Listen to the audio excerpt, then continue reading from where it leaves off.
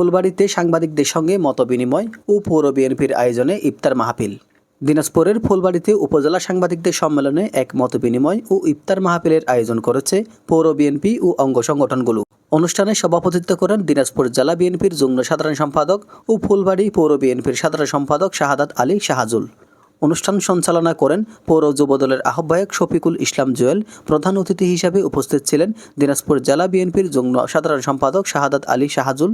এছাড়া উপস্থিত ছিলেন পৌর বিএনপির সহসভাপতি মমতাজ উদ্দিন চৌধুরী, পৌর বিএনপির সহসভাপতি মিজানুর রহমান মিজান, পৌর বিএনপির সাংগঠনিক সম্পাদক নূর আহমদ নুল্লা, পৌর যুবদলের সদস্য সচিব মানিক মণ্ডল, যুগ্ম আহ্বায়ক শাহেদ ইসলাম, বিএনপির অঙ্গ ও সহযোগী সংগঠনের নেতৃবৃন্দ।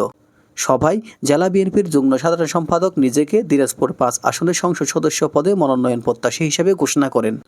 এ সময় দিনাজপুর জেলা বিএনপির সাধারণ সম্পাদক ও উপজেলা বিএনপির সাধারণ সম্পাদক মোহাম্মদ শাহাদুল ইসলাম বলেন, ফ্যাসিস্ট সরকারের আমলে আমরা মাঠে সর্বক্ষণ ছিলাম, কিন্তু কিছু আওয়ামী লীগের দোসর আজ আমাদের বিরুদ্ধে অপপ্রচার চালিয়ে যাচ্ছে।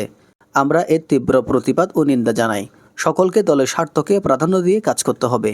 এতে সাংবাদিকদের মধ্যে উপস্থিত ছিলেন ফুলবাড়ী থানা প্রেস ক্লাবের সভাপতি আফজাল হোসেন, ফুলবাড়ী রিপোর্টার্স ইউনিটির সভাপতি মোহাম্মদ হারুনুর রশিদ, ফুলবাড়ী উপজেলা প্রেস ক্লাবের সভাপতি, ফুলবাড়ী সিটি প্রেস ক্লাবের সহসভাপতি ও বিভিন্ন প্রিন্ট ও ইলেকট্রনিক মিডিয়ার সাংবাদিকবৃন্দ। AB news desk report.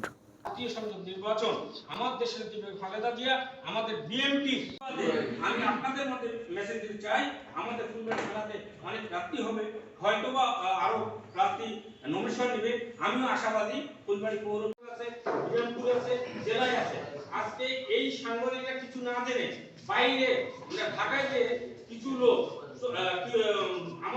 আমার দেশের কি খালেদা জিয়া, শহীদ জিয়ার আদর্শ এবং তারেক জিয়ার 31 দফা বাস্তবায়ন নিয়ে মনে করেন আমার শহীদ জিয়া আদর্শ যদি আমার মধ্যে থাকে এবং দেশনেত্রী বেগম খালেদা জিয়া যদি ভালো মনে করেন এবং আমাদের তারুণ আমরা প্রতিবাদ গুণাগার বান্দা।